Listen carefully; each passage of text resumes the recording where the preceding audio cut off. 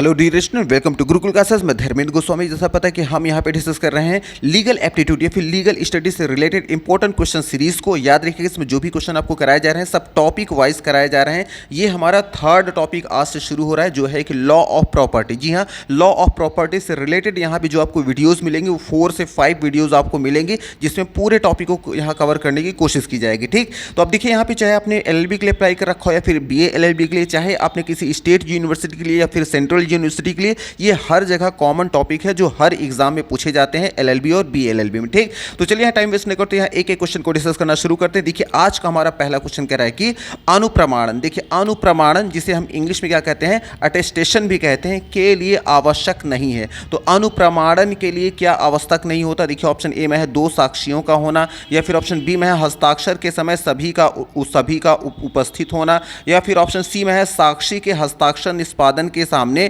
होना चाहिए, या फिर ऑप्शन डी में है उपयुक्त में से कोई नहीं। ठीक, तो हमारा जो यहाँ राइट आंसर होगा वो होगा ऑप्शन नंबर बी। जी हाँ, ऑप्शन नंबर बी, हस्ताक्षर के समय सभी की उपस्थिति होना, ये कोई भी आवश्यक नहीं है। तो याद रखना है कि अनुप्रमाणन, जिसे अटेस्टेशन कहते हैं, इसके लिए ये बिल्कुल भी आवश्यक नहीं है कि हस्ताक्षर के समय सभी लोग वहाँ उपस्थिति ही हों, मतलब सब लोग सामने ही हस्ताक्षर करें, ऐसा कोई क्या है, आवश्यक नहीं है। इसलिए ऑप्शन नंबर बी हमारे यहाँ पे राइट आंसर हो जाएगा। ठीक, फिर देखिए आ जाएंगे अपने अगले क्वेश्चन में। हमारा अगला क्वेश्चन कह रहा है कि संपत्ति अंतरण अधिनियम, जिसे हम क्या कहते हैं, लॉ ऑफ प्रॉपर्टी कहते हैं, की धारा 3 किस प्रकार की सूचना के बारे में उल्लिखित करती है? तो याद रखिएगा, जो संपत्ति अंतरण अधिनियम, जो लॉ ऑफ प्रॉपर्टी है, उसकी धारा जो 3 है, वो जो सूचना के बारे में उल्लिखित करती है, वो पहली है वास्तविक सूचना और दूसरी है अभिकर्ता की सूचना। इन दोनों ही सूचनाओं के बारे में क्या करती है, उल्लेखित करती है। इसलिए हमारा ऑप्शन नंबर ए और बी दोनों ही राइट आंसर रहेंगे। और सी में देखिए कह रहा है उपयुक्त तो सभी, तो उपयुक्त सभी हो जाएगा। डी में भी ए और बी दो, देखिए दोनों तो ऑप्शन एक ही हो जाएंगे, और ए और बी दोनों ऑप्शन सही हैं, तो चाहे सी को कहिए डी को, दोनों ही यहाँ ऑप्शन है।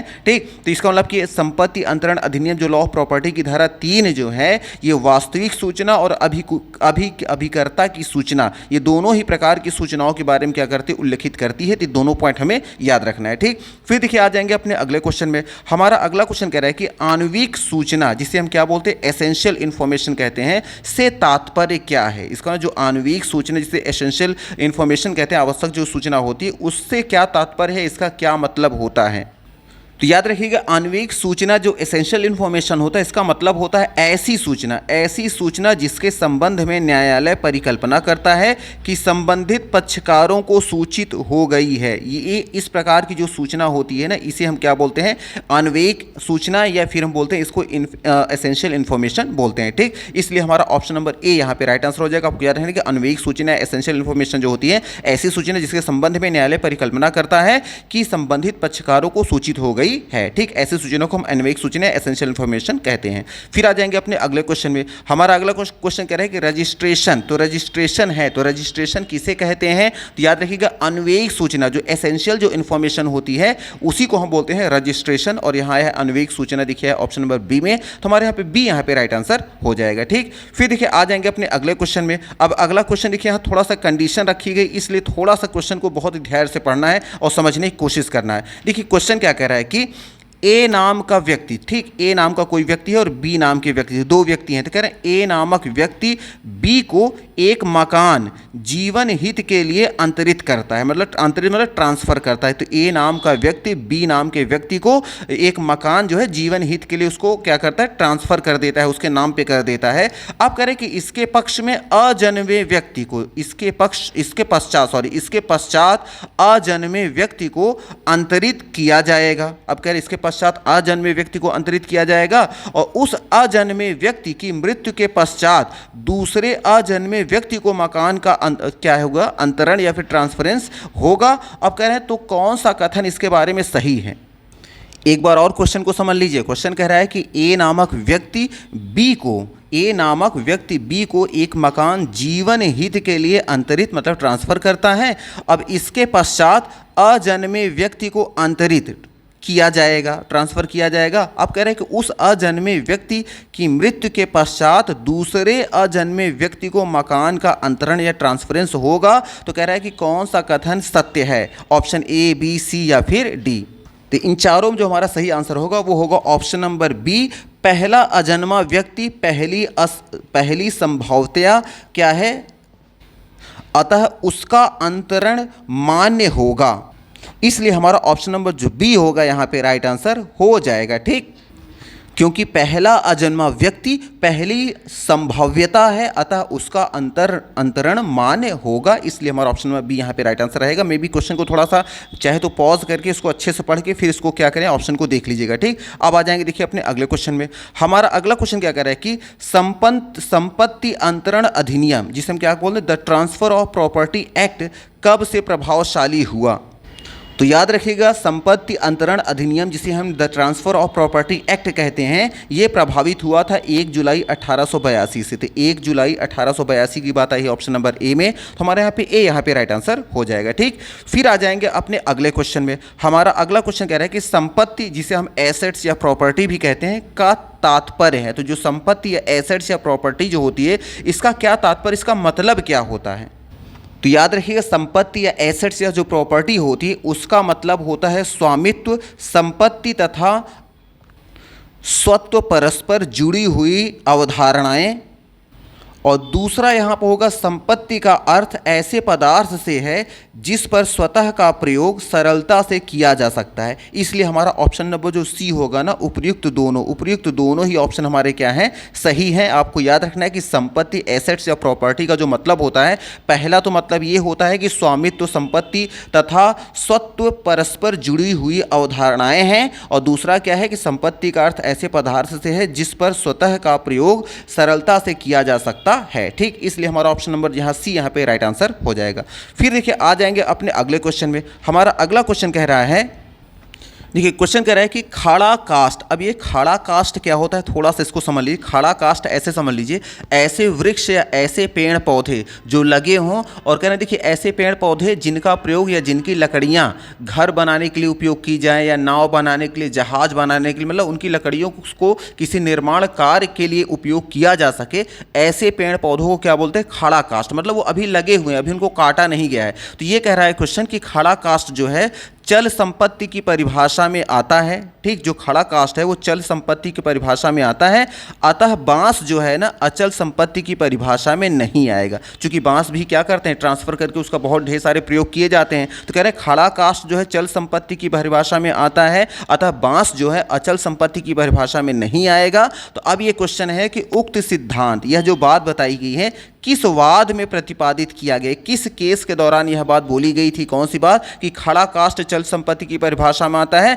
और इसीलिए बांस जो है अचल संपत्ति की परिभाषा में नहीं आएगा अचल में। ठीक, अब यह किस वाद में बोला गया है, तो याद रखिएगा वह वाद है उड़ीसा राज्य बनाम टीटागढ़ पेपर मिल्स लिमिटेड। और देखिए उड़ीसा राज्य बनाम आया है यहाँ पे, टीटागढ़ पेपर मिल्स लिमिटेड है ऑप्शन नंबर ए में। तुम्हारे यहाँ ए यहाँ पे राइट आंसर हो जाएगा। तो मे भी इसको भी वीडियो को चाहे पॉज करके आराम से इसको पढ़ लीजिएगा। ठीक, अब देखिए आ जाएंगे अपने अगले क्वेश्चन में। हमारा अगला क्वेश्चन कह रहा है कि अस्थावर संपत्ति, अस्थावर संपत्ति किसे कहते हैं, रियल इस्टेट। जो रियल इस्टेट होती है, अस्थावर जो संपत्ति होती है, अब ये कौन सी है, खड़ा कास्ट है या फिर उगती फसलें हैं या फिर घास है, फलदार वृक्ष है। तो याद रखिएगा खड़ा कास्ट जो ये अस्थावर जो संपत्ति मानी गई है, ये फलदार वृक्षों को माना गया है। और फलदार वृक्षों की बात दिखा है ऑप्शन नंबर डी को, डी में तुम्हारे यहाँ पे डी है राइट आंसर हो जाएगा। आपको याद रखना है कि जो रियल इस्टेट माना गया है वो किसे माना गया है, फलदार वृक्षों को, इन 4 ऑप्शन में। ठीक, फिर देखिए आ जाएंगे अपने अगले क्वेश्चन में। हमारा फिर से अगला क्वेश्चन देखिए थोड़ा सा कंडीशनल है, इसे जो कंडीशनल होंगे उसको थोड़ा ध्यान से आपको पढ़ना है।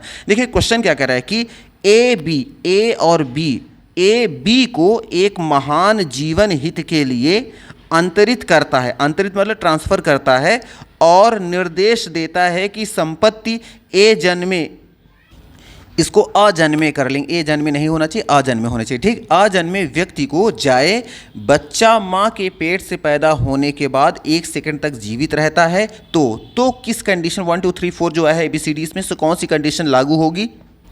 एक बार क्वेश्चन फिर से समझ लीजिए। क्वेश्चन कह रहा है कि ए बी को एक महान जीवन हित के लिए अंतरित करता है और निर्देश देता है कि संपत्ति अजन्मे व्यक्ति को जाए माँ बच्चा के पेट से पैदा होने के बाद 1 सेकंड तक जीवित रहता है, तो कौन सी कंडीशन लागू होगी? तो याद रखिएगा, संपत्ति मृत व्यक्ति के उत्तराधिकारियों को प्राप्त होगी। ये जो होगा ना हमारा, ये राइट आंसर हो जाएगा। आप कह रहे हैं इस कंडीशन में संपत्ति जो होगी वो मृत व्यक्ति के उत्तराधिकारियों को प्राप्त हो जाएगी, इसलिए ऑप्शन नंबर हमारा जो सी होगा यहाँ पे राइट आंसर हो जाएगा।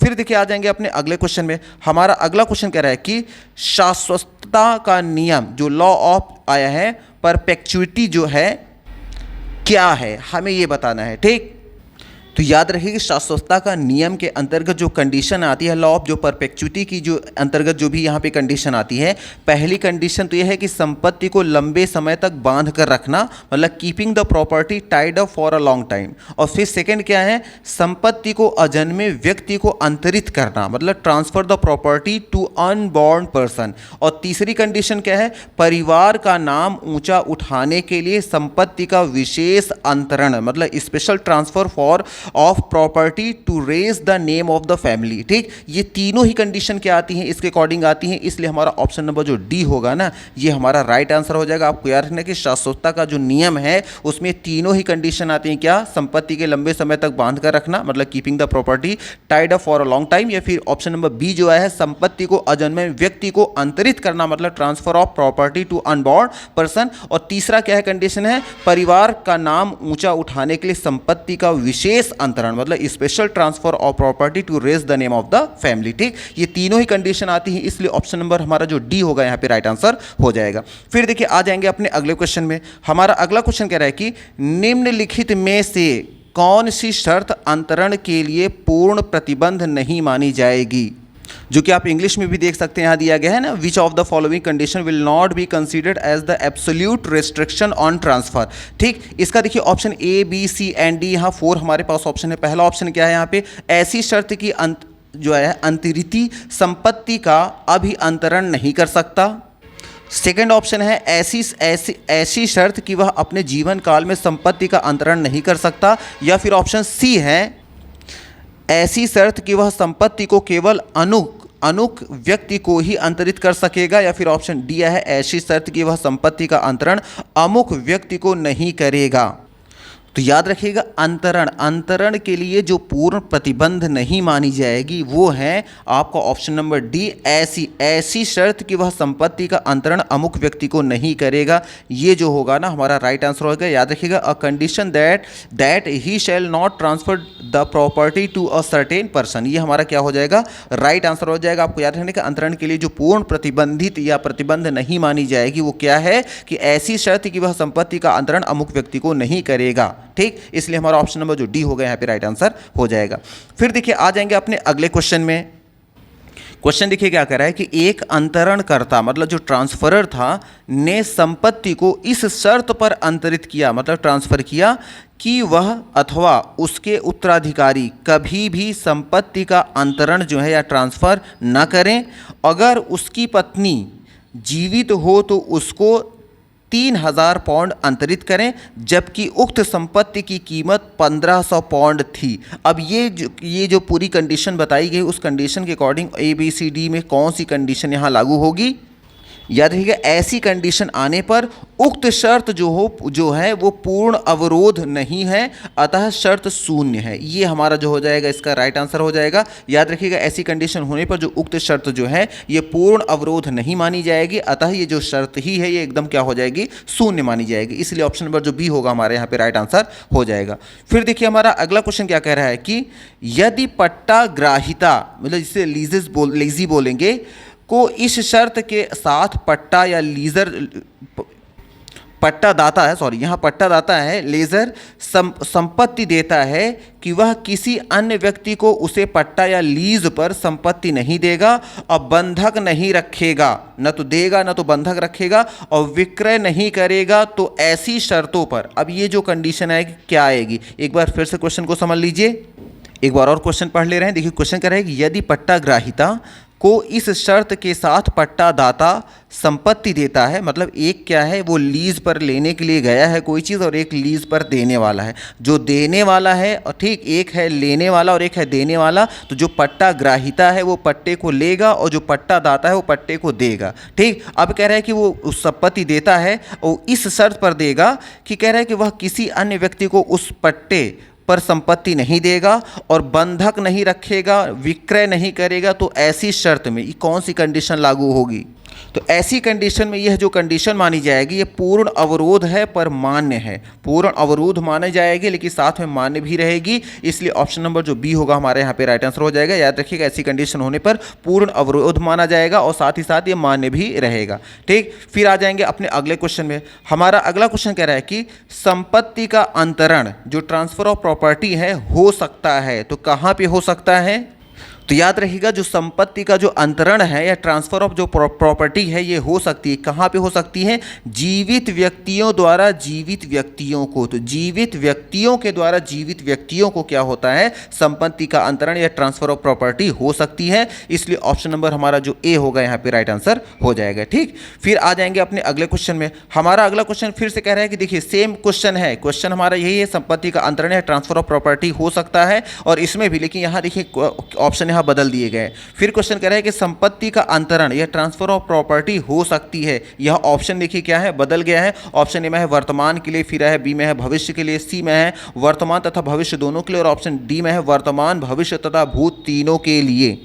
तो याद रखिएगा, संपत्ति का जो अंतरण होता है, ट्रांसफर ऑफ जो प्रॉपर्टी होती है वो वर्तमान और भविष्य दोनों के लिए होती है। वर्तमान और भविष्य की बात आई है ऑप्शन नंबर सी में, तो हमारे यहाँ पे सी यहाँ पे राइट आंसर हो जाएगा। फिर देखिए आ जाएंगे अपने अगले क्वेश्चन में। हमारा अगला क्वेश्चन कह रहा है कि संपत्ति अंतरण की आवश्यक शर्त है, मतलब essential condition of transfer of property, हमें ये बताना है। ठीक, तो संपत्ति अंतरण की जो आवश्यक शर्त है ये क्या है? तो याद रखिएगा, संपत्ति अंतरण की जो आवश्यक शर्त है या essential condition of transfer of property जो है वो है ऑप्शन नंबर ए सक्षम व्यक्ति का होना, ऑप्शन नंबर बी भी आ जाएगा जीवित व्यक्ति का होना भी जरूरी है और ऑप्शन सी भी आ जाएगा संपत्ति का अंतरण योग्य होना चाहिए, इसीलिए ऑप्शन नंबर जो डी होगा ना हमारे यहाँ पे राइट आंसर हो जाएगा। आपको याद रखने की संपत्ति अंतरण की आवश्यक जो शर्त है, पहली शर्त तो ये है कि व्यक्ति जो होना चाहिए सक्षम व्यक्ति होना चाहिए, दूसरा क्या होना चाहिए? जीवित व्यक्ति का होना उसे होना चाहिए, और तीसरा क्या है? संपत्ति का अंतरण योग्य होना चाहिए। इसलिए option number A B C तीनों ही सही है, इसलिए ऑप्शन नंबर डी को यहां पे हम राइट आंसर मान लेंगे। फिर आ जाएंगे अपने अगले क्वेश्चन में। देखिए हमारा अगला क्वेश्चन कह रहा है कि निम्न में से किस मामले में मौखिक अंतरण हो सकता है? कंडीशन यह है, ठीक, कह रहा है क्वेश्चन की in which of the following case can oral transfer take place. ठीक, अब ऑप्शन ए बी सी और डी दिया है, तो देखिए ऑप्शन ए में क्या कह रहा है? 100 रुपए से अधिक कीमत की अचल संपत्ति का अंतरण हो सकता है, या फिर ऑप्शन बी में है अस्थावर संपत्ति का दान, मतलब डोनेशन ऑफ इमूवेबल प्रॉपर्टी, या फिर ऑप्शन सी में है साधारण बंधक, है ना, सिंपल मॉर्टेज जो आया है, या फिर ऑप्शन डी में है उपयुक्त सभी, या फिर ऑप्शन ई में है उपयुक्त में से कोई भी नहीं। तो याद रखिएगा, जिस मामले में मौखिक अंतरण हो सकता है वह है साधारण बंधक, और साधारण बंधक की बात देखिए आया है ऑप्शन नंबर सी में, तो हमारे यहाँ पे सी यहाँ पे राइट आंसर हो जाएगा। फिर देखिए आ जाएंगे अपने अगले क्वेश्चन में। अब देखिए क्वेश्चन कह रहा है कि सूची 1 से सूची मतलब 1 को 2 से हमें क्या करना है? मैच कराना है। सूची 1 ये है, सूची 2 ये है। अब एक तरफ क्या दिया गया है? A B C D option दिया गया है और दूसरी तरफ इसमें धारा या सेक्शन दिया गया है। अब हमें इसमें मैच कराना है। ठीक, तो देखिए पहला ऑप्शन आया है संचय के, देखिए संचयन के विरुद्ध नियम जो है। ठीक, अब संचयन के विरुद्ध जो नियम है ये कब लागू होता है, कब, किस सेक्शन में बात बताई गई है? ये है जो है सेक्शन 17 जो है धारा 17 में ही है, इसलिए एक को एक से ही मिला देंगे यहाँ पर।